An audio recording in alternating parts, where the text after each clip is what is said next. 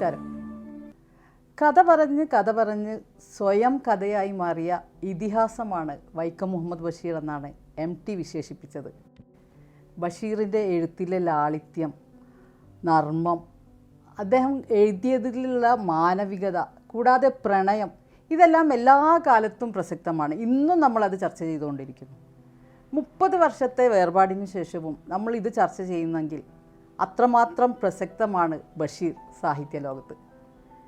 ആ ബഷീറിനെ ടാറ്റ എന്ന് വിളിച്ച മകൾ ഷാഹിന ബഷീർ ഓർമ്മകൾ പങ്കുവെക്കുകയാണ്. നമസ്കാരം. നമസ്കാരം. ഞാനിപ്പോൾ വിശേഷിപ്പിച്ച പോലെ മലയാളികളുടെ ഇടയിൽ എല്ലാ കാലവും ബഷീറുണ്ട്. 30ാമത്തെ ചരമദിനം എന്നുള്ളത് കൊണ്ട് മാത്രമല്ല ബഷീർ പ്രസക്തനാവുന്നത്. അതെ. അപ്പോൾ ഈ മലയാളികൾ പറഞ്ഞുകൊണ്ടിരിക്കുന്ന ബഷീർ, നിങ്ങളുടെ ടാറ്റ, ആ ബഷീറിനെ എങ്ങനെയാണ് ഷാഹിന കാണുന്നത്? ആദ്യം തൊട്ടേ പറയുകയാണെങ്കിൽ അദ്ദേഹം എൻ്റെ പിതാവാണല്ലോ. ഞാൻ ടാറ്റ എന്ന് വിളിച്ചിരുന്നത്. എനിക്ക് ഓർമ്മ വെച്ച നാൾ മുതലേ ഞാൻ അങ്ങനെയാണ് വിളിച്ചിരുന്നത്. അപ്പോൾ ഞാൻ ഉമ്മച്ചിയോടൊക്കെ ചോദിക്കും, ഉമ്മച്ചി ഞാൻ എന്താണ് അങ്ങനെ ടാറ്റ എന്ന് വിളിക്കാൻ കാരണം? അപ്പം ഉമ്മച്ചി പറയും, ടാറ്റ സാഹിത്യ അക്കാദമി മീറ്റിങ്ങിനും മറ്റേ ഭാർഗവി നിലയം തിരക്കഥ എഴുതാൻ ചെന്നൈക്ക് പോകുമ്പോഴൊക്കെ ഞാൻ നീ ടാറ്റ എന്ന് പറയും. അപ്പം ഞാൻ ടാറ്റ പറയും മോളെ എന്ന് പറയും. അങ്ങനെ ടാറ്റ അങ്ങനെ ആയിരിക്കാം എന്ന് ഉമ്മച്ചിക്കും അറിയില്ല, ആർക്കും അറിയില്ല. ഉമ്മച്ചി എന്നോട് ടാറ്റ പറയും മോളേന്ന് എപ്പോഴും, എനിക്ക് വലുതായിട്ടും 5 വയസ്സൊക്കെ ആയിട്ടും ടാറ്റ പറയും മോളേന്ന് പറയുന്ന ആ ഓർമ്മ എനിക്കുണ്ട്. അപ്പം അങ്ങനെ ആയിരിക്കാം ടാറ്റ കടന്നു വരുന്നത്. ബഷീറിൻ്റെ എല്ലാ എഴുത്തുകളിലും കുടുംബമാണ്, എല്ലാ വലിയ ക്യാൻവാസ് എന്ന് പറയുന്നത് കുടുംബമാണ്. അപ്പം പ്രത്യേകിച്ചും ഫാബി ബഷീറിനോടാണെങ്കിലും ഷാഹിനയോടാണെങ്കിലും അത്രമാത്രം അടുപ്പവും സ്നേഹവും ഉണ്ടായ ഒരു പിതാവും കൂടിയായിരുന്നല്ലോ ബഷീർ. ആ കാലത്ത് എങ്ങനെയാണ് ബഷീറിൻ്റെ ഒരു സ്നേഹം അല്ലെങ്കിൽ ആ സ്നേഹപ്രകടനത്തൊക്കെ ഷാഹിന ഓർക്കുന്നത്? ടാറ്റ എന്നെ ചെറുപ്പത്തിൽ ചിംബ്ലു എന്നാണ് വിളിച്ചിരുന്നത്. ചിംബ്ലു. ടാറ്റ അമ്മച്ചിയൊക്കെ അങ്ങനെ തന്നെ വിളിച്ചു. അതിനൊന്നും പ്രത്യേക അർത്ഥമില്ല, ബഷീർ എഴുതണ പോലെ തന്നെ. ടാറ്റ എല്ലാവർക്കും പേരൊക്കെ ഇടുമല്ലോ. സുകുമാർ അഴീക്കോടിന് സാഗരഗർജനം, ഡോക്ടർ മൊയ്തുവിനെ ഡോ മൊയ്തു, അങ്ങനെ ഒരുപാട് പേരുകൾ, ഇതുപോലുള്ള ഒരുപാട് പേരുകളുണ്ട്. അതുപോലെ എന്നെ ചിംബ്ലു എന്നാണ് വിളിച്ചിരുന്നത്. പിന്നെ ടാറ്റ എനിക്ക് ചെറിയൊരു ഓർമ്മ, ടാറ്റ അമ്മച്ചിയുടെ തറവാട്ടിൽ ഒരു കുഞ്ഞായിരിക്കുമ്പോൾ ഒരു ചെറിയ ഓർമ്മ, പട്ടത്തുള്ള കരുണാകരൻ ഹസ്ബൻഡ് അവിടെ ജോലിയായിരുന്നു അദ്ദേഹത്തിന്. അപ്പോൾ നിറയെ അണ്ടിപ്പരിപ്പൊക്കെ കൊണ്ടു കൊടുക്കും. അപ്പോൾ ടാറ്റ ഇങ്ങനെ അണ്ടിപ്പരിപ്പ് ഉറുമ്പ് കയറാതിരിക്കാൻ വേണ്ടി ഒരു കയറിൽ കെട്ടിത്തൂക്കി ഇങ്ങനെ ഇടും. അപ്പം ഞാൻ അതിൻ്റെ അടിയിലൊരു ദോരം ഉണ്ടാക്കി ഇങ്ങനെ ഒക്കെ എടുത്തിത് നിന്ന ആ ഒരു ഓർമ്മകളൊക്കെ എനിക്കുണ്ട്. ടാറ്റ പുറത്തൊന്നും പോകാൻ സമ്മതിച്ചിരുന്നില്ല. നമ്മൾ അടുത്ത വീട്ടിൽ കളിക്കാൻ പോകും, എല്ലാവരും നമ്മളെ വീട്ടിലേക്ക് കളിക്കാൻ പറ്റും. ടാറ്റക്ക് ഭയമാണ് എപ്പോഴും, വല്ലതും സംഭവിക്കുമോ എന്നുള്ള ഒരു. ടാറ്റക്ക് പ്രായമായിട്ടുണ്ടായ മകൾ ഞാൻ, എൻ്റെ അനീസ് ഉണ്ടായപ്പോഴും ടാറ്റക്ക് അതേ രീതികളായിരുന്നു. അപ്പോൾ ടാറ്റ വളരെ സ്നേഹത്തിൽ, ഞാനും അമ്മച്ചും ടാറ്റയും മാത്രമുള്ള വീടായിരുന്നു. കളിക്കാൻ ആളില്ല എന്ന് പറഞ്ഞിട്ട് ഞാൻ ഭയങ്കര ബഹളം ഉണ്ടാക്കും. ഉമ്മച്ചി എൻ്റെ കൂടെ കൊത്തങ്കല്ല് കളിക്കാൻ വരും, ടാറ്റ ഒളിച്ച് കളിക്കാൻ വരും. അങ്ങനെയൊക്കെ ഉള്ള ഒരു ബാല്യകാലമായിരുന്നു. ടാറ്റ നല്ല ഞായറാഴ്ച ടാറ്റ ഉമ്മച്ചിയുടെ അടുക്കള ഏറ്റെടുക്കും. ടാറ്റ സ്റ്റൗവൊക്കെ വരാന്തേ കൊണ്ടുവച്ചിട്ട് നന്നായിട്ട് പാചകം ചെയ്യും. പുട്ടും കടലയും ഉണ്ടാക്കും. ആ കടലക്കറിയുടെ മണമൊക്കെ എന്താ, തേങ്ങാക്കൊത്തൊക്കെ വറുത്തിട്ടിട്ടുള്ള മണം. ഇത് കഴിക്കാൻ വേണ്ടിയിട്ട് ഒരുപാട് സാഹിത്യകാരന്മാർ വന്നുകൊണ്ടിരിക്കുകയല്ലോ ആ കാലത്ത്. സാഹിത്യകാരന്മാർ നമുക്കൊരു പ്രത്യേകിച്ച് ഒരു പേരെടുത്ത് പറയാൻ പറ്റില്ല. പിന്നെ ഞാൻ കുറച്ച് വലുതായി കഴിഞ്ഞ ശേഷം ടാറ്റ, ഞങ്ങൾ സുകുമാർ അഴീക്കോട് യൂണിവേഴ്സിറ്റിയിൽ ചാൻസലർ ആയിരുന്ന കാലത്ത് നമ്മൾ ഞായറാഴ്ചകളിൽ ഉമ്മച്ചി ബിരിയാണി ഉണ്ടാക്കും. ചെമ്പിൽ ബിരിയാണി ഉണ്ടാക്കിയിട്ട് കാറിൻ്റെ ഡിക്കിലെടുത്ത് വെച്ച് അയ്യപ്പൻ എന്ന് പറഞ്ഞ ഡ്രൈവർ വിളിക്കാൻ വരും ഞങ്ങളെ. നമുക്ക് കാറൊന്നും ഉണ്ടായിരുന്നില്ല, സുകുമാർ സാറിൻ്റെ കാറിനെ വരാം. എന്നിട്ട് ഡിക്കിലെടുത്ത് വെച്ച് നമ്മൾ യൂണിവേഴ്സിറ്റിയിലേക്ക് ഞാനും അനീസും ഉമ്മച്ചിയും ടാറ്റയും കൂടെ കയറിപ്പോവും. എന്നിട്ട് അവിടെ എല്ലാവരും, അവിടെ തൊട്ടടുത്തുള്ള ആരൊക്കെ വിളിക്കും, എല്ലാവരും വരും. എന്നിട്ട് ഉമ്മച്ചി എന്നെ ചോറൊക്കെ വിളമ്പി നമ്മളെല്ലാവരും കൂടെ കഴിക്കും. ഒരു വല്ലാത്ത കാലമായിരുന്നു അതെല്ലാം. അതുപോലെ തന്നെ ആ സമയത്തല്ലേ MT, മുല്ലൻ ബാസു എന്നൊക്കെ പറഞ്ഞ് വിളിക്കുന്നതും MTയും പിന്നെ ചന്ദ്രകാന്തത്തിലെ SK, NP, മിച്ചാക്ക, പടേരി ഹസൻ, പിന്നെ അങ്ങനെ കുറേ പേര് ആ കാലത്തുള്ള തിക്കുടി മാഷ്, പട്ടത്തുള്ള കരുണാകരൻ, പുതുക്കുടി ബാലേട്ടൻ, നീന ബാലേട്ടൻ, അങ്ങനെ എണ്ണിയാലൊടുങ്ങാത്ത സുഹൃത്തുക്കളും ആയിട്ട്. ഉമ്മച്ചിയുടെ കല്യാണം കഴിഞ്ഞിട്ട് ടാറ്റ താമസിച്ചിരിക്കുന്നത് ഇവിടെ ആയിരുന്നു, ചന്ദ്രകാന്തത്തിലായിരുന്നു, SKയുടെ വീട്ടിൽ. SK അന്ന് ഡൽഹിയിലാണ്. പിന്നെ അന്ന് SKയുടെ വൈഫ് തലശ്ശേരിയിലെ ഓരോ വീട്ടിലായിരുന്നു. അപ്പോഴത്തെ അവിടെ ഒഴിഞ്ഞിടക്കുകയാണ്. ആ സമയത്താണ് മന്ത്രി ജോസഫ് സാർ വരുന്നതും പട്ടമൊഴി ആരാണ് ഈ അന്തപുരത്ത് വരുന്നത് എന്നൊക്കെ പറഞ്ഞിട്ടുള്ള ആ ഒരു ഡയലോഗൊക്കെ, സുപ്രസിദ്ധ ഡയലോഗുകളുണ്ട്. ആ ഡയലോഗുകളൊക്കെ വരുന്നത് ആ സമയത്താണ്. ഉമ്മച്ചി പേടിച്ച് ഭയങ്കര ഒച്ചയും ബഹളവും അദ്ദേഹം എസ്കോട്ടോടു കൂടിയാണല്ലോ വരുന്നത്. ഉമ്മച്ചി പേടിക്കുന്നതും ഒക്കെ കഥ ഉമ്മച്ചി പറഞ്ഞിട്ടുണ്ട് കഥകൾ. അത് നമ്മളെ കൊച്ചിൻ ബേക്കറിയിലെ SK നായർ മലയാള നാട്ടിലെ, പിന്നെ കൊച്ചിൻ ബേക്കറിയിലെ അച്ചുവേട്ടന്, പിന്നെ കൃഷ്ണസ്വാമി റെഡ്ഡിയാർ, വൈക്കം ചന്ദ്രശേഖരൻ നായർ, ഇവരൊക്കെ കൂടെ വരുമ്പം മലക്ക് പോകുന്നതിന് മുമ്പ് ഇവിടെ വാവരെടുത്ത് വന്നിട്ട് തൊഴുത് അനുഗ്രഹം വാങ്ങാൻ വരുമായിരുന്നു. അപ്പോൾ ടാറ്റ തമാശക്ക് വിളിച്ചു പറയും, എടിയെ ആ നായന്മാരത്തിൽ നിന്ന് വടിയും എടുക്കടി എന്ന് പറഞ്ഞിട്ട്. ഇപ്പോഴൊക്കെ പറഞ്ഞാൽ പറയാൻ ഭയമായിരിക്കും, പേടിയായി. അതെ അതെ. ഇപ്പൊ അക്കാലത്ത് അങ്ങനെ യാതൊന്നും ഉണ്ടായിരുന്നില്ല. അക്കാലത്ത് ഒരു ഭഗവത്ഗീതയും കുറെ മുലകളും എഴുതിയ ബഷീറാണ്. ഇപ്പൊ നമുക്ക് അങ്ങനെ എഴുതാൻ പറ്റുമോ എന്നറിയില്ല. ഇപ്പം ബാല്യകാല സഖി 80 വർഷം പിന്നീടാണ് അല്ലേ. സാധാരണ ഒരു ബഷീറിൻ്റെ മകൾ എന്ന രീതിയിലുള്ള വായനക്കപ്പുറം ബഷീറിനെ എങ്ങനെയാണ് ഷാഹിന വായിച്ചത്? ഇപ്പം ബാല്യകാല സഖിയുണ്ട്, പ്രേമലേഖനമുണ്ട്, ആ കാലത്ത് എഴുതിയ കൃതികളാണെന്ന് നമുക്ക് ഇപ്പോഴും വിശ്വസിക്കാൻ പറ്റില്ല. ഇപ്പോഴും പ്രസക്തമാണ് ഓരോ പ്രേമലേഖനം. അതെ. ടാറ്റ അന്ന് ഇങ്ങനെ വീട്ടിൽ നിന്ന് പുറത്തിറങ്ങി ലോകസഞ്ചാരത്തിന് പോയ സമയത്ത് ടാറ്റ ഇവിടെ കൽക്കത്തയിലിരിക്കുന്നു. അതിൽ 2-3 നില കെട്ടിടത്തിൻ്റെ മുകളിൽ ടാറ്റ ചൂടത്ത് കിടന്നുറങ്ങുമ്പോൾ പെട്ടെന്ന് സുഹറ മരിച്ചു എന്ന് പറഞ്ഞിട്ട് സ്വപ്നം കാണുന്നതാണ് എന്നാണ് ടാറ്റ പറഞ്ഞിരിക്കുന്നത്. സ്വപ്നം കാണാൻ ടാറ്റ സത്യമാണോ വിഭ്രാന്തിയാണോ എന്നുള്ളതൊന്നും അറിയാതെ ഞാൻ ആ പാരപ്പറ്റിൽ നിന്ന് എങ്ങനെയോ വീഴാതെ രക്ഷപ്പെട്ടു എന്ന് പറയുന്നുണ്ട്. ആദ്യം അപ്പോൾ ടാറ്റ ഈ യാത്രയിലായപ്പോൾ ടാറ്റക്ക് മലയാളം അങ്ങ് വിട്ടുപോയിട്ടുണ്ടായിരുന്നു. മലയാളം വിട്ടുപോയപ്പോൾ ടാറ്റ ഇംഗ്ലീഷിലാണ് ഒരു നോട്ട് ബുക്ക് വാങ്ങി ഈ കഥ എഴുതാൻ തുടങ്ങുന്നത്. കുറേ കഥ എഴുതി വെച്ച് കുറേ കഴിഞ്ഞിട്ട് ടാറ്റ തിരിച്ച് ഇവിടെ തലയൽപ്പറമ്പിലേക്ക് വരികയാണ്. പിന്നെ അവിടെ നിന്നാണ് അദ്ദേഹം അത് മലയാളത്തിലേക്ക് പകർത്തി എഴുതുന്നതും. അത് 1500 പേജോറ്റുള്ള കഥയായിരുന്നു അത്. അദ്ദേഹം ആ കഥയെ വളരെ എഡിറ്റ് ചെയ്ത് കുറുക്കി ഇപ്പോൾ കാണുന്ന രൂപത്തിലേക്ക് ആക്കിയത്. ഇപ്പോൾ കാണുന്ന രൂപത്തിലായിരുന്നില്ല എന്ന് തോന്നുന്നുണ്ട് ആദ്യത്തിലൊന്നും. എന്ന് പറഞ്ഞാൽ ഞാനെപ്പോഴും ടാറ്റ ഓരോ എഡിഷൻ വരുമ്പോഴും ടാറ്റ രാത്രി ഇന്ന് അത് ലൈറ്റ് മറ്റേ ടേബിൾ ലാമ്പൊക്കെ വെച്ച് കുത്തിയിരുന്നത് എഡിറ്റ് ചെയ്ത് ഓരോ അപ്പം ഞാൻ എന്താണ് ഈ എഴുതുന്നതിനകത്ത് നമ്മൾ നോക്കുമ്പോൾ അതിലെ ഓരോ അക്ഷരമോ അല്ലെങ്കിൽ ഒരു ദീർഘമോ ഒരു കോമയോ ഒരു കുത്തോ അതിനെ തിരുത്തുന്നതായിരിക്കും. എനിക്ക് വേറെ പണിയൊന്നുമില്ല, ഇത് ആദ്യമേ ചെയ്തു വെച്ചല്ലേ പിന്നെ ഞാനങ്ങനെ അന്ന് ഞാൻ കൊച്ചാണ്. അദ്ദേഹത്തിൻ്റെ പുസ്തകങ്ങളെല്ലാം ഇതുപോലെ അദ്ദേഹം കാച്ചി കുറുക്കി സത്ത മാത്രം ആണ്. ഒന്നും ഒരു സാഹിത്യ വിദ്യാർത്ഥിക്ക് ഒരു വരി പോലും എടുത്ത് കളയാനില്ല അതിനകത്ത്.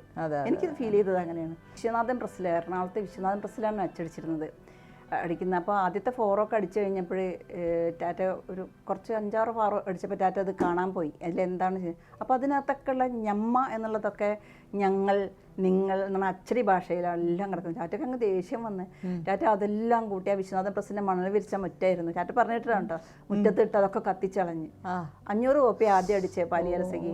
അപ്പോൾ ടാറ്റയ്ക്ക് എന്താന്ന് പറഞ്ഞാൽ അവിടെ പ്രൂഫ് വായിച്ച ആരോ ഇത് ഇങ്ങനൊന്നും അല്ലല്ലോ എഴുതേണ്ടത് അച്ചടി ഭാഷയിലല്ലേ എഴുതുക. അപ്പൊ അത് ശരിയായില്ല, ഞങ്ങൾ തിരുത്തി അദ്ദേഹം തിരുത്തി. അപ്പൊ ടാറ്റ അവിടെ പറഞ്ഞ അന്ന് പൊന്നിക്കർ റാഫിയും ചങ്ങമ്പുഴയൊക്കെ ഉണ്ടായിരുന്ന കാലഘട്ടമാണ്. അപ്പോൾ ടാറ്റ പ്രസ്സിൽ അവരോട് പറഞ്ഞ് ഞാൻ എഴുതിയതുപോലെ അടിച്ചാൽ മതി. അങ്ങനെ 500 കോപ്പി അടിച്ചിരിക്കുന്നത് ബാല്യകാല സഖി. പിന്നെ അത് പിന്നെ ടാറ്റ തന്നെ അതിന്റെ കവർ വരച്ചത് ചുമപ്പും കറുപ്പും കരയിൽ ഒരു നക്ഷത്രവും അമ്പിളിക്കലയും ഒക്കെ വെച്ചിട്ടുള്ളൊരു ഇതായിരുന്നു ആദ്യത്തെ കവർ ടാറ്റ തന്നെ വരച്ചിരുന്നത്. പിന്നെ ടാറ്റ തന്നെയാണ് കൊണ്ടുവന്ന് വിറ്റതും. ടാറ്റക്കന്ന് ബഷീർ ബുക്ക് സ്റ്റാൾ ഉണ്ടായിരുന്നു. എന്നാലും ഒരു കഥയുണ്ടല്ലോ, ഒരു തമാശയുള്ള കഥയുണ്ട്. മറ്റേ ഒരു ഭഗവത്ഗീതയും കുറേ മുലകളും എന്നുള്ളത് ടെക്സ്റ്റ് ബുക്കാക്കിയപ്പോൾ ആ മുല പാടില്ല, അത് അസഭ്യമാണ്, പാടില്ല എന്ന് പറഞ്ഞപ്പോൾ മുലയില്ലാത്തതിന് കാലണയും മുലയുള്ളതിന് അരയണയെന്ന് പറഞ്ഞ വിറ്റ ബഷീറാണ്. ബാല്യകാല സഖി MP പോൾ പറഞ്ഞിരിക്കുന്നതിന് ജീവിതത്തിൽ നിന്ന് വലിച്ചു കീറിയ ഒരു ഏടാണ്.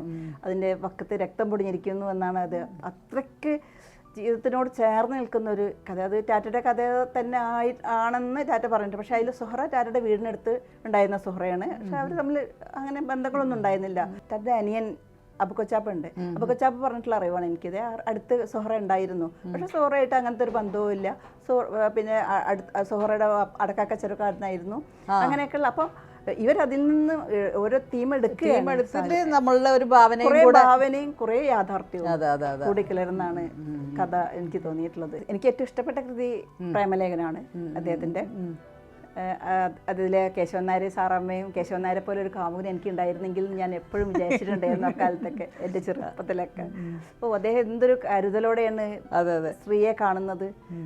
സ്ത്രീക്ക് ചെറുപ്പത്തിൽ ആദ്യമായിട്ട് നമ്മളെ കാലത്ത് ഇപ്പോഴും പ്രാവർത്തികമാകാത്ത ഒരുപാട് കാര്യങ്ങൾ, ഞാൻ ബാല്യകാലസഖിയിൽ നിന്ന് പ്രേമലേഖനത്തിലേക്ക് ടിസ്റ്റ് ചെയ്തു പോയി, എന്നാലും പറയാം, നമുക്ക് പ്രാവർത്തികമാകാത്ത ഒരുപാട് കാര്യങ്ങൾ പ്രേമലേഖനത്തിലുണ്ട്. എന്തെന്ന് പറഞ്ഞാല് ഭാര്യക്ക് ശമ്പളം കൊടുക്കുന്നത്, സ്നേഹിക്കാൻ ശമ്പളം കൊടുക്കുകയാണ് ആദ്യം തന്നെ. അതിനെ കുറിച്ച് നമ്മളിപ്പം ചർച്ച ചെയ്യുന്നുള്ളൂ, ഇപ്പോഴും ആയിട്ടില്ല, പ്രാവർത്തികമായിട്ടില്ല നമ്മുടെ ജീവിതത്തിലൊന്നും. 1943 അദ്ദേഹം അത് കാണുന്നത്. അവൾക്ക് സ്വാതന്ത്ര്യം കൊടുക്കുന്നത്, കാപ്പി കുടിക്കണോ ചായ കുടിക്കണോ എന്നുള്ളതിൽ, നിനക്കൊരു കാപ്പി എനിക്കൊരു ചായ എന്ന് പറയുന്ന ആ ഡയലോഗൊന്നും, ഞാൻ കാപ്പി കുടിക്കും നീയും കാപ്പി കുടിച്ചാൽ മതി എന്ന് പറയുന്ന ഒരു ലോകത്തു നിന്നാണ് ഇപ്പോഴും ആ ലോകം. അത് നമ്മൾ ഒരുപാട് കാര്യങ്ങൾ കാണുന്നുണ്ട്. അത്ര 43 അതൊക്കെ പറയുന്നത്. പിന്നെ ആണെങ്കിലും മതത്തെക്കുറിച്ച്, ജാതി മതത്തെക്കുറിച്ച് പറയുകയാണെങ്കിലൊക്കെ പ്രണയത്തിന്റെ മതം ഏതാണെന്ന് അറിയാതൊരു പേരിടുന്നത്, അതെല്ലാം. നമ്മളിപ്പോൾ എഴുത്തിനെ കുറിച്ച് പറയുമ്പോൾ ഇപ്പോൾ പോക്കറ്റടിക്കാരൻ്റെ കഥ, പോക്കറ്റടിക്കാരൻ ശരിക്കും ബഷീറാണോ അല്ലെങ്കിൽ വേറൊരു കഥാപാത്രമായിരുന്നോ എന്ന് നമുക്ക് സംശയം തോന്നും. നന്മയും തിന്മയൊക്കെ അവനവനിൽ കാണുന്ന ഒരു എഴുത്തായിരുന്നു അദ്ദേഹത്തിൻ്റെതെന്ന് എനിക്ക് തോന്നിയിട്ടുണ്ട്. മാന്ത്രിക പൂച്ച നോവലിലെ കഥാപാത്രം ഷാഹിനയാണ്. ആ പൂച്ച കൂടെ ഉണ്ടോ? എങ്ങനെയാണ് പൂച്ച ഇപ്പോഴും മനസ്സിലുണ്ട്, എൻ്റെ കൂടെ ഉണ്ട്. അത് എനിക്ക് കളിക്കാൻ ആളില്ല, കളിക്കൂട്ടുകാരനെ കൊണ്ടുവരുന്നതാണ് ടാറ്റ. ഉമ്മച്ചിയുടെ ഫ്രണ്ട്സാണ് അത് കൊണ്ടുവരുന്നത്. സൗഭാഗ്യവതി, രാജലയും പ്രേമയും സൗമിനിയും ഒക്കെ കൂടെയുള്ള അവർ കൊണ്ടുവരുന്ന പൂച്ചയാണ് അത് ശരിക്കും കുറേ അതിനകത്ത് ഭാവനയുണ്ട്. ആ പീപ്പിൾ ഈച്ചന മിസ്കിൻ, അദ്ദേഹം പൂച്ചനെ ആണാക്കി എന്ന് പറയുന്ന അതൊക്കെ ഭാവനയും പിന്നെ കുറേ യാഥാർത്ഥ്യങ്ങളും ഉണ്ട് അതിനകത്ത്. ഇപ്പം നമ്മൾ പ്രണയത്തെക്കുറിച്ച് പറഞ്ഞല്ലോ, മജീദും സുഹറയും. ഇപ്പോൾ ബഷീർ എന്ന് പറഞ്ഞ എഴുത്തുകാരന് ഒരുപാട് ആരാധകരെന്ന് പറഞ്ഞതിനേക്കാളും കാമുകിമാരുള്ള ഒരു എഴുത്തുകാരനാണ്. ശരിക്കും ബഷീറിൻ്റെ പ്രണയം എങ്ങനെയാണ്, അതെങ്ങനെയാണ് എന്നുള്ളത് ഷാഹിനക്ക് പറയാൻ പറ്റുമോ? ടാറ്റ നമ്മളിപ്പം ഒരു ടൈം പാസിങ്ങിന് പ്രണയിക്കുന്ന പ്രണയമല്ല അന്നത്തെ കാലത്തുള്ളതായിരുന്നത്. ടാറ്റയൊക്കെ ഒരാളോട് പ്രണയം എന്നല്ല, സ്നേഹവും ഒക്കെ യാഥാർത്ഥ്യം തന്നെയായിരുന്നു. ഇത്രയോ പേർക്ക് പുസ്തകങ്ങൾ അയച്ചു കൊടുക്കുന്ന, പാക്ക് ചെയ്ത് സ്വന്തം അയച്ചു കൊടുക്കുന്നത് ഞാൻ ആ കാലത്ത് കണ്ടിട്ടുണ്ട്. ആണിനും പെണ്ണുങ്ങൾക്കും അയച്ചു കൊടുത്തിട്ടുണ്ട്, ഒപ്പിട്ട് സ്നേഹത്തോടെ സൗഭാഗ്യവതിക്ക് എന്നൊക്കെ പറഞ്ഞിട്ട് അയച്ചു കൊടുക്കുന്നത്. അതൊക്കെ ടാറ്റ ജെന്യുവനായിട്ട് ചെയ്യുന്നതാണ്. ടാറ്റയുടെ ഉള്ളിൽ രണ്ട് ബഷീറൊന്നും ഉണ്ടായിരുന്നില്ല, എല്ലാം ഒന്ന് തന്നെയായിരുന്നു. ഇപ്പോൾ ബഷീറിനെ കുറിച്ച് പറയുമ്പോൾ നമ്മൾ ഈ പ്രണയം പോലെ പറയാവുന്ന ഒന്നാണ് ഭ്രാന്ത്, അല്ലേ? ഭ്രാന്തിനെ വിശേഷിപ്പിക്കുന്നത് എന്താ വെച്ചാൽ ബഷീർ തന്നെ എഴുതിയിട്ടുണ്ട്.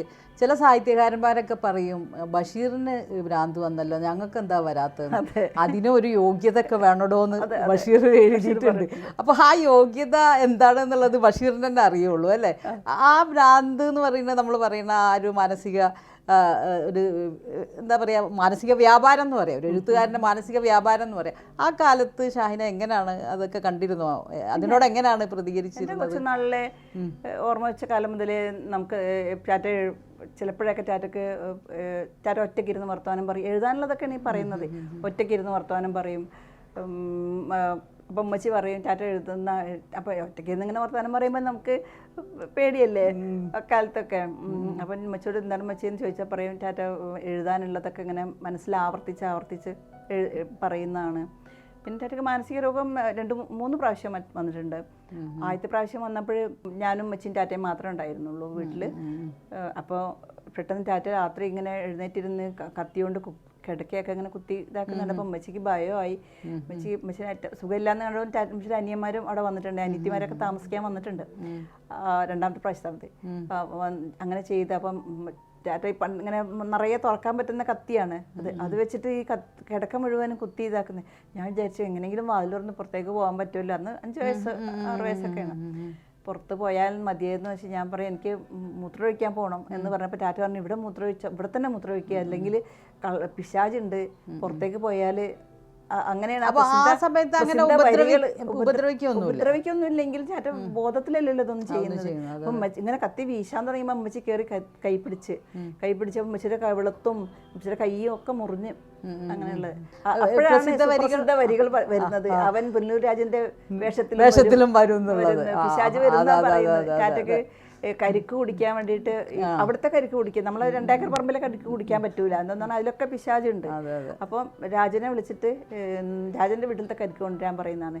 അപ്പൊ രാജന് പുനലൂർ രാജന് കരിക്കുമായിട്ട് വരുമ്പോഴാണ് പറയുന്നത് അവൻ രാജന്റെ വേഷത്തിൽ ടാറ്റ കത്തിയൊക്കെ വീശി വലിയ ദണ്ടൊക്കെ എടുത്ത് കൈപ്പിടിച്ചാ നിൽക്കുന്നത്.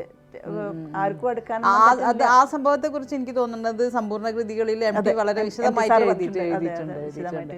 ഇവര് വണ്ടി എടുത്ത് MT പട്ടത്തുള്ള കരുണാകരൻ, പുതുക്കുടി ബാലേട്ടനും കൂടെ അവരെല്ലാരും കൂടെയാണ് കൊണ്ടുപോകുന്നത്. കാർ എടുത്ത് വന്ന് ടൗണിലൂടെ ഫുൾ മുറിഞ്ഞിരിക്കുകയാണ്, ചോര ഒഴിച്ചുകൊണ്ടിരിക്കുന്നത്. ഞാനും അമ്മച്ചിയും ടാറ്റയും മാത്രമേ ഉള്ളൂ. അപ്പോൾ അമ്മച്ചി പിന്നെ അമ്മച്ചി അനിയന്മാരും തൊട്ടടുത്ത വീട്ടിലേക്ക് പോയി. അപ്പോൾ പുനലൂർ രാജൻ എൻ്റെ വീട്ടിലേക്ക് എന്നെ കൊണ്ടുപോകുന്നത്. ഞാൻ 6 മാസത്തോളം രാജൻ്റെ വീട്ടിലായിരുന്നു താമസിച്ചിരുന്നത്. നമ്മളെ വീട്ടിൽ ആരും ഇല്ല. അന്ന് ഷൈനക്ക് എത്ര വയസ്സ്? എനിക്കന്ന് ഞാൻ 2ാം ക്ലാസ് പഠിക്കുന്ന പ്രായമാണ്. ഉമ്മച്ചിനെ ബീച്ച് ഹോസ്പിറ്റലിലേക്ക് കൊണ്ടുപോയി. ടാറ്റ ഇവിടെ ശാന്തകുമാറിൻ്റെ അടുത്ത് കുതിരവട്ടത്ത് അവിടെ കൊണ്ടുപോയി. അവിടെ നിന്നാണ് പിന്നെ ചെയ്യാരത്ത് വല്ലപ്പുഴ വൈദ്യൻ്റെ അങ്ങോട്ട് പോയത്, ഇതിലേക്ക് പോകുന്നത്. ആ ഒരു അവസ്ഥ കഴിഞ്ഞാൽ ബഷീർ എങ്ങനെയാണ് നിങ്ങളോട് റിയാക്ട് ചെയ്യണത്? ഇതിനെ കുറിച്ച് എന്തെങ്കിലും ഒന്നും പറയില്ല, അതൊന്നുമല്ല. ഇതൊക്കെ ഒരു സർവ്വസാധാരണമായ സംഭവമായിട്ടാണ് നമ്മളൊക്കെ കണ്ടത്. എന്ന് പറഞ്ഞാൽ ഈ ഇങ്ങനെ ഭ്രാന്ത് വരുന്നതും അതൊന്ന് ആശുപത്രിയിൽ പോണതും ഇതുപോലത്തെ ബുദ്ധിമുട്ടുകൾ അനുഭവിക്കുന്നതൊക്കെ നമ്മളെ ജീവിതത്തിൽ സർവ്വസാധാരണമായിരുന്നു. ഇപ്പോൾ ബഷീറിൻ്റെ മകളാണ്, പക്ഷേ അന്ന് ഒരുപാട് എഴുത്തുകാരായിട്ടൊക്കെ വന്നിട്ടുണ്ട്. DC ബുക്സിലേക്കുള്ള ഒരു പെൺകുട്ടി ഒരു ജോലി എന്നുള്ള രീതിയിൽ വരുമ്പം അതിനോട് ബഷീർ എന്തായിരുന്നു? DC ബുക്സിൽ അന്ന് ജോലിക്ക് ഷാഹിന വരികയാണല്ലോ. എൻ്റെ ഭർത്താവ് മരിച്ചു പോയത്. ഞങ്ങൾ ഗൾഫിലേക്ക് കൊണ്ടുപോകാൻ വേണ്ടി വരുന്ന വഴി ബോംബെയിൽ വെച്ചിട്ട് അദ്ദേഹത്തിന് ഹാർട്ട് അറ്റാക്ക് ആയിട്ട് മരിച്ചു പോകുന്നത്. അപ്പോൾ എനിക്ക് 2ഉം 5ഉം വയസ്സുള്ള 2 ആൺമക്കൾ. അപ്പോൾ ഈ ജോലി എന്നുള്ള ജോലിയുടെ ആശയം വരുന്നത് മരിച്ചു കഴിഞ്ഞ് 2 മാസമൊക്കെ ആയപ്പോൾ കഴിഞ്ഞപ്പോൾ എനിക്ക് തോന്നി കയ്യിൽ കാശില്ലെങ്കിൽ ശരിയാവില്ല ജീവിതം എന്നെനിക്ക് ബോധ്യപ്പെട്ടു. പിന്നെ അന്ന് ഗൾഫിൽ നിന്ന് കാശ് വരുന്നത് എന്ത് ചെയ്യണം എന്നറിയാതെ ബുദ്ധിമുട്ടിക്കൊണ്ടിരുന്ന ഒരാള് ഇനി എന്ത് ആരും അയക്കാൻ കാശ് അയക്കാൻ ആരും ഇല്ല എന്നുള്ള തിരിച്ചറിവ് എനിക്ക് വന്നു. തിരിച്ചറിവ് വന്നപ്പോൾ ഞാൻ DC സാറിന് കത്തെഴുതുക ചെയ്യുന്നത്. എനിക്ക് ടാറ്റ അറിഞ്ഞിട്ടൊന്നുമില്ല ഞാൻ ജോലിക്ക് പോകണമെന്നൊന്നും. അതിനെ എതിർക്കൊന്നും ചെയ്തില്ല, ടാറ്റ അറിഞ്ഞിട്ടില്ല. അങ്ങനെ സാറിൻ്റെ മറുപടി വന്ന് നമുക്ക് ആലോചിക്കാം, ഒരു മാസമൊക്കെ സമയം എടുക്കും, എന്തായാലും നമുക്കൊരു 3 മാസം മരിച്ചു കഴിഞ്ഞിട്ട് 3 മാസം കഴിഞ്ഞിട്ട് വേണ്ടേ പുറത്തേക്ക് ഇറങ്ങാന്നുള്ള ഒരു അദ്ദേഹത്തിന് തോന്നിക്കാണും. അദ്ദേഹം അത് കഴിഞ്ഞിട്ടാവാന്ന് പറഞ്ഞ് അങ്ങനെ അന്ന് അഡ്മിനിസ്ട്രേറ്റീവ് മാനേജർ ആയിരുന്ന കിളിരൂർ രാധാകൃഷ്ണൻ ഞങ്ങളെ വീട്ടിലേക്ക് വരികയാണ്. വന്നിട്ട് എന്നെ ജോലിക്ക് കൊണ്ടുവരാൻ വേണ്ടിയിട്ട് വരിക. അത് കിളിരൂർ വന്നിട്ടാണ് ടാറ്റയോട് പറയുന്നത്, ഇങ്ങനെ മോള് ജോലിക്ക് പോകാൻ ബുക്ക് സ്റ്റാളിലേക്ക് ജോലി പോകണമെന്ന് വിചാരിക്കുന്നില്ല, അവൾ വെറുതെ ഇരിക്കുകയല്ലേ, അവൾക്ക് ടൈം പാസിങ് ആയിക്കോട്ടെ എന്ന് അവരെ ഒരു സജഷൻ പോലെയാണ് പറഞ്ഞത്. എന്നിട്ട് തന്നെ ഞാൻ ജോലിക്ക് പോകുമ്പോൾ എന്നോട് ചോദിച്ച്, അന്നൊന്നും ബുക്ക് സ്റ്റാളുകളിൽ സ്ത്രീകളൊന്നും ജോലി ചെയ്യില്ല, ഇത് തരം ടൈമാണ്, രാത്രി 7:30 വരെ ഇരിക്കണം, രാവിലെ 9 മണിക്ക് വരണം, അതില്ല. ആ സാധാരണ അക്കാലത്ത് 5 മണി കഴിഞ്ഞാൽ എല്ലാ സ്ത്രീകളും വീട്ടിൽ കൂടണയുന്ന കാലം. എന്നോട് ചോദിച്ചു ഇത് ശരിയാവുമോ ഇങ്ങനെയൊക്കെ ഞാൻ പറഞ്ഞു ഞാൻ ഒന്ന് പോയി നോക്കട്ടെ, എങ്ങനെയുണ്ടെന്ന് നോക്കാം, പറ്റുമോ നോക്കട്ടെ എന്ന് പറഞ്ഞിട്ട് ഞാൻ പോകുന്നത്. അതെൻ്റെ ഒരു പിടിവള്ളിയായിരുന്നു എൻ്റെ ജീവിതത്തിലെ. DC കിഴക്കമുറിയാണ് ബഷീറിന്റെ എല്ലാ ആ ഒരു ബന്ധം ഒരു കുറച്ചുകൂടെ സഹായകരമായി അല്ലേ? അത് മാത്രമല്ല, DC സാറ് ഞങ്ങളെ വീട്ടിലെ എല്ലാ കാര്യങ്ങളും നിയന്ത്രിച്ചിരുന്ന അദ്ദേഹമായിരുന്നു. ടാറ്റക്ക് ഈ ഫ്രിഡ്ജ്, വാഷിംഗ് മെഷീൻ അങ്ങനത്തെ സാധനങ്ങളൊന്നും, മറ്റേ ഗ്രൈൻഡർ അങ്ങനത്തെ സാധനങ്ങളൊന്നും ഇഷ്ടമല്ല, അങ്ങനെയൊന്നും ജീവിക്കുന്ന ഒരാളല്ല ഇതൊന്നും. അപ്പോൾ ഒരു വാഷിംഗ് മെഷീൻ വാങ്ങണമെങ്കിൽ DC സാറ് വരണം. DC സാർ എപ്പോഴെങ്കിലും മാസത്തിലൊരിക്കൽ വന്നാൽ നമ്മൾ അപ്പം അമ്മച്ചിയും ഞാനും കൂടെ സാറിനോട് പറഞ്ഞിട്ട് ഇത് എങ്ങനെയെങ്കിലും സമ്മതിപ്പിക്കാൻ ടാറ്റനെ കൊണ്ട്. പിന്നെ കാശും അദ്ദേഹത്തിന് അടുത്താണല്ലോ ഉള്ളത്, നമുക്ക് അത് തരണം. വൈക്കം മുഹമ്മദ് ബഷീർ എന്നൊരു വ്യക്തിയും ഷാഹിന എന്ന് പറഞ്ഞൊരു വ്യക്തിയും രണ്ടും 2 വ്യക്തികളാണ്. ഇപ്പോൾ ബഷീറിൻ്റെ ഒരുപാട് ഗുണങ്ങൾ, അദ്ദേഹത്തിൻ്റെ ഹാസ്യം അല്ലെങ്കിൽ അദ്ദേഹം ജീവിതത്തിലെ ലാളിത്യം, ഷാഹിനയ്ക്ക് ഏത് രീതിയിലാണ് ഇതിനോട് യോജിച്ചത്? ഷാഹിന എങ്ങനെയാണ്? ടാറ്റയുടെ ഏത് വിഷമ സന്ദർഭങ്ങളിലും ടാറ്റ ഉള്ളിൽ ദുഃഖിക്കുന്നുണ്ടെങ്കിൽ പോലും ടാറ്റ അത് കാണിക്കാറൊന്നുമില്ല. ചേട്ടാ അതിലും ഒരു ഹാസ്യം കണ്ടെത്തി ആ സന്ദർഭത്തിനെ ലഘൂകരിക്കാൻ ചേട്ടാ ശ്രമിച്ചിട്ടുണ്ടായിരുന്നുള്ളൂ. അതൊക്കെ ഭയങ്കര ആക്ഷേപഹാസ്യത്തിൻ്റെ ആശാനായിരുന്നു എന്ന് ഇങ്ങനെ ഞാൻ അദ്ദേഹത്തെ വിശകലനം ചെയ്യുമൊന്നുമല്ല. പക്ഷേ എനിക്ക് അദ്ദേഹത്തിൻ്റെ ഹ്യൂമറും എല്ലാ കാര്യങ്ങളും എനിക്ക് ഭയങ്കര കിട്ടിയിട്ടുണ്ട്. എനിക്ക് കിട്ടിയിട്ടുണ്ട്. പക്ഷേ അദ്ദേഹത്തിൻ്റെ അതെല്ലാം എനിക്ക് അഭിമാനത്തോടെയാണ് ഞാനത് ഓർക്കുന്നത്. എഴുതാൻ എപ്പോഴെങ്കിലും ശ്രമിച്ചിട്ടുണ്ടോ? ബഷീറിന്റെ മകൾ എന്നുള്ള ഞാൻ ബഷീറിന്റെ മകൾ എന്നുള്ള നിലയിൽ ഞാൻ എഴുതിയൊക്കെ നോക്കിയിട്ടുണ്ട്, എഴുതിയൊക്കെ വെച്ചിട്ടുണ്ട്. പക്ഷേ ഞാൻ പിന്നീട് എപ്പോഴും ഇങ്ങനെ ആലോചിക്കും, എന്താ ഞാനിങ്ങനെ ചിലരൊക്കെ എന്നോട് ചോദിക്കും എവിടെ എത്തേണ്ടതാ, എവിടെ എത്തേണ്ടതാ, നിങ്ങളെന്താ എഴുതാത്തത്, നിങ്ങൾ എവിടെ എത്തും എന്ന് പറയും. അപ്പം ഞാനിങ്ങനെ ആലോചിക്കും, ഷോ വല്ലാത്തൊരവസ്ഥ എൻ്റെത്, ഈ ബഷീറിനോടാണല്ലോ എന്നെ താരതമ്യം ചെയ്യുന്നത്. അത് ഭയങ്കര ഭാരമാണല്ലേ. അപ്പോൾ ഞാൻ ചൊല്ലിട്ട് മതി, എഴുതിയതൊക്കെ പൊട്ടി അൾമാരിയിൽ വെച്ച് അതിന്റെ താരതമ്യം ഇപ്പോഴുള്ള ഈ അവസ്ഥ ഇത് മതി, അതാണ് ഏറ്റവും നല്ലത്. അല്ല, അത് ഇപ്പം ബഷീറിനെ ഇങ്ങനെ ആഘോഷിക്കുന്നതിന്റെ ഒരു ഇതുണ്ടല്ലോ, വലിയൊരു പ്രശസ്തനായ ഒരു എഴുത്തുകാരനെ ആഘോഷിക്കുക, അത് എങ്ങനെയാണ്? ഗുണമായിട്ടാണോ അല്ലെങ്കിൽ എങ്ങനെ, ഏത് രീതിയിലാണ് ഷൈനക്ക്? ചിലപ്പോ ഈ പറഞ്ഞ പോലെ ഒന്ന് എഴുതി കഴിഞ്ഞാൽ ഇത് ബഷീറിന്റെ മകൾ എഴുതിയതാണോ എന്നുള്ള ആ ഒരു രീതി അല്ല, അത് നമ്മൾ തമാശ പറയുകയാണെങ്കിൽ അത് നമ്മൾ എഴുതണ്ടല്ലോ, പിന്നെ അതിനെ നേരിടണ്ടല്ലോ എന്ന് ഞാൻ തീരുമാനിച്ചു. ഈ ഒരു സംഭവത്തിന് നമ്മൾ നേരിടണ്ട. അല്ലാതെ ഭയങ്കര ആഹ്ലാദവും സന്തോഷവും അഭിമാനവും മറ്റൊരു മകൾക്കും കിട്ടാത്ത എനിക്കൊരു സ്ഥാനം കിട്ടിയിട്ടുണ്ട്. മലയാളി എല്ലാവരും ഏത് ലോകത്തുള്ള എവിടെയും ബഷീറിൻ്റെ മകളെന്ന് പറഞ്ഞു കഴിഞ്ഞാൽ എത്രയോ ഇപ്പം ബാല്യകാല സംഗീതം എത്രയോ ലക്ഷം കോപ്പികൾ ഇപ്പം നമ്മളെ കയ്യിലൂടെ പോയിട്ടുണ്ട്, എൻ്റെ കയ്യിലൂടെ വിറ്റിട്ടുണ്ട്. ഞാൻ ബുക്ക് സ്റ്റാളിൽ ജോലി ചെയ്യുന്ന ആളാണ്, വിറ്റിട്ടുണ്ടാവും. പക്ഷെ ചിലർക്കൊക്കെ ഞാൻ ആരാണെന്ന് അറിയില്ല. പലരും ബഷീറിനെ കുറിച്ചുള്ള കമന്റുകൾ ഉടനെ പറയുമ്പോൾ ചിലരൊക്കെ അവരാ ഒരു ബഷീറിനോടുള്ളൊരു ഇഷ്ടം, ബഷീർ എന്ന് ഞാൻ പറയുന്നത് ഞാൻ പുസ്തകം വിറ്റ് ബഷീർ ഇതായിപ്പോയതാണ്, ഒന്നും വിചാരിക്കരുത് ശ്രോതാക്കളെ. ഞാൻ ടാറ്റ എന്ന് വിളിക്കുന്നു. അദ്ദേഹത്തിനോടുള്ള ഇഷ്ടം കാണുമ്പോഴും ആ ആരാധനയെ അവർക്ക് ഇഷ്ടം കാണുമ്പോൾ ഞാൻ അറിയാതെ പറഞ്ഞു നോക്കി, ഞാൻ ഇറങ്ങാൻ നേരത്തെ ഞാൻ പറയും ഞാൻ ബഷീറിൻ്റെ മോളാട്ടോ എന്ന് പറയേണ്ടി വന്നിട്ടുണ്ട് എനിക്ക്. കാരണം അവരൊരു സങ്കടം കാണുമ്പോൾ, സ്നേഹവും കാണുമ്പോൾ. ബഷീറിൻ്റെ എഴുത്തുകളിൽ നമ്മൾ പറഞ്ഞ ഒരു മാനവികത ഉണ്ടല്ലോ, വിശ്വാസത്തിൻ്റെ ഒരു മതത്തിൻ്റെ പുറത്തോ ഒരു തരത്തിലുള്ള ഒരു വിശ്വാസിയായിരുന്നില്ലല്ലോ. അതെ, അങ്ങനെയൊന്നുമില്ല. അപ്പോൾ അത് ജീവിതത്തിൽ എങ്ങനെയായിരുന്നു നിങ്ങൾക്ക്? നിങ്ങളുടെ എന്നെയും എൻ്റെ അനിയനെയും ഒക്കെ മതം പഠിപ്പിക്കാൻ വേണ്ടി എന്നെ ഇസ്ലാമിയ കോളേജിൽ ചേർത്തിയതാണ്. ഞാൻ 8, 9, 10 ഖുർആനും ഇതും ഒന്നിച്ച് പഠിച്ച ആളാണ്, സ്കൂളിലും ഒന്നിച്ച് പഠിച്ച ആളാണ്. മതം പഠിക്കട്ടെ, അവർക്ക് ഇഷ്ടമുള്ള എടുത്തോട്ടെ, പഠിപ്പിച്ചില്ല എന്നുള്ളത്. എൻ്റെ അനിയനും അതുപോലെ തന്നെ, അവനെയും മതം പഠിപ്പിച്ചിട്ടുണ്ട്, അവന് ഇഷ്ടമുള്ള എടുത്തോട്ടെ. എൻ്റെ അനിയൻ നന്നായി മതം കഥ സൂക്ഷിക്കുന്ന ആളാണ്. ഞാൻ ബഷീർ ജീവിതത്തിൽ അദ്ദേഹം നിസ്കരിക്കുന്നോ അങ്ങനെ നോമ്പുകൾക്ക് അങ്ങനത്തെ സംഭവങ്ങളൊന്നും ഇല്ലെങ്കിലും അദ്ദേഹത്തിന്റെ പ്രപഞ്ചത്തിലെ ഒരു സൃഷ്ടാവിനെ അദ്ദേഹം അംഗീകരിച്ചിട്ടുണ്ടായിരുന്നു. പ്രപഞ്ചത്തിലെ അത് ഇന്നാളെന്നൊന്നുമില്ല, അള്ളാഹുവിൻ്റെ ഖജലാമിലാണ് സമയം എന്നൊക്കെ പറയുമ്പോൾ അദ്ദേഹം അതിൽ അംഗീകരിച്ചിട്ടുണ്ട് എന്നുള്ളതിൻ്റെ തെളിവല്ല അതെല്ലാം വരുന്നത്. അദ്ദേഹം വൈകുന്നേരം എന്നും മറ്റേ നമ്പറിങ് മെഷീനിൽ എന്താ പറയുന്നതെന്ന് നമുക്ക് മനസ്സിലാവില്ല. അദ്ദേഹം ഇങ്ങനെ കിടന്ന് ചാരുകസയിൽ കിടന്ന് കൈ രണ്ടും പുറകിലേക്ക് വെച്ചിട്ട് അതിൽ നമ്പറിങ് മെഷീനിൽ ഇങ്ങനെ അടിക്കുമായിരുന്നു.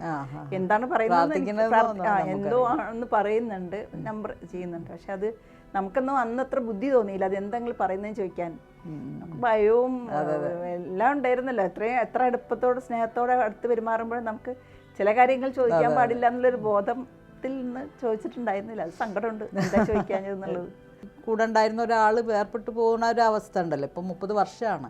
ആ സമയങ്ങൾ എങ്ങനെയാന്ന് ഓർക്കുന്നുണ്ടോ ഷൈന? ടാറ്റ ജൂലൈ 5 അന്ന് രാത്രി, അന്ന് വെളുക്കുന്നതിന് മുമ്പ് തന്നെ ഒരു 3 മണിയൊക്കെ ആയപ്പോൾ, 2 മണിയൊക്കെ ആയിട്ടുണ്ടാവും മരിച്ചു പോയിട്ടുണ്ട്. ടാറ്റയ്ക്ക് ശ്വാസം മുട്ടലായിരുന്നു. എപ്പോഴും അതിൻ്റെ ഒരു വയ്യാത്ത കണ്ടപ്പോൾ അനീസും മച്ചിയും ആംബുലൻസ് വിളിച്ച് ഹോസ്പിറ്റലിലേക്ക് കൊണ്ടുപോകുന്നതും, ഞാൻ വേറെ വീട്ടിലാണ് താമസിക്കുന്നത്, തിരിച്ചു പോകുമ്പോൾ ഞാൻ അവരുടെ കൂടെ കയറുന്നതൊക്കെയാണ്. ഏറ്റവും വല്ലാത്തൊരു അവസ്ഥയായിരുന്നു അത്. അവസാനമായിട്ടൊരു ചോദ്യത്തിൽ ഞാൻ നിർത്താം. ഇപ്പം ഒരു എഴുത്തുകാരൻ എന്നുള്ള രീതിയിൽ ജന്മദിനവും ചരമദിനവും ഒക്കെ ആഘോഷിച്ചുകൊണ്ടിരിക്കുന്ന ഒരു പിതാവാണ് അല്ലേ വൈക്കം മുഹമ്മദ് ബഷീർ. എന്തായിരിക്കും ഈ ഒരു ആഘോഷത്തിന്റെ മനഃശാസ്ത്രം? കുട്ടികൾ, കുഞ്ഞു മക്കൾ വരും കേട്ടോ, ഇവിടെ ബുക്ക് സ്റ്റാളിൽ വരും. അത് ബഷീറിൻ്റെ ബഷീർ എന്ന് പറഞ്ഞിട്ട് ഓടി വന്ന സർപ്പയജ്ഞവും ആനപ്പൂടയും അതും ഇതൊക്കെ എടുത്ത് വായിച്ച് അവരെ കളിക്കൂട്ടുകാരനായിട്ടാണ് ബഷീറിനെ കാണുന്നത്. ഏത് മൂന്നാമത്തെ നാലാമത്തെ തലമുറ ആയിരിക്കും അവർ ഇത് അത് കൊണ്ടാടുന്ന. അതെന്തെന്ന് പറഞ്ഞാൽ അദ്ദേഹം അവരുടെ കഥകളാണ് എഴുതിയിരിക്കുന്നത്. വലിയ വേറെ മനസ്സിലാവാത്ത കഥകളൊന്നുമല്ല. അദ്ദേഹം ജനകീയനായ എഴുത്തുകാരനായിരുന്നു. അവർക്ക് ഇപ്പോൾ അടുത്ത വീട്ടിലെ കഥയായിരിക്കും. ഇപ്പോൾ പാത്തുമ്മയുടെ ആട് നോക്കൂ, അദ്ദേഹത്തിൻ്റെ വീട്ടിലെ കഥകളാണ്. കുട്ടികൾക്ക് പോലും അതൊക്കെ അവർക്ക് മനസ്സിലാവുന്ന കഥകളാണ്. പിന്നെ ജനങ്ങളുടെ സ്നേഹം എന്ന് പറയുന്നത് ഏത് കഥ വായിച്ചാലും ഇത് എൻ്റെ വീട്ടിലെ കഥയാണല്ലോ എന്നുള്ള തോന്നൽ, ഇത് എൻ്റെ പ്രണയമാണല്ലോ, എൻ്റെ ഭ്രാന്താണല്ലോ. അതെ അതെ അതെ, ഭ്രാന്താണെങ്കിലും എല്ലാം സ്നേഹമാണെങ്കിലും ഒക്കെ എൻ്റെതാണല്ലോ എന്നുള്ള ചിന്ത.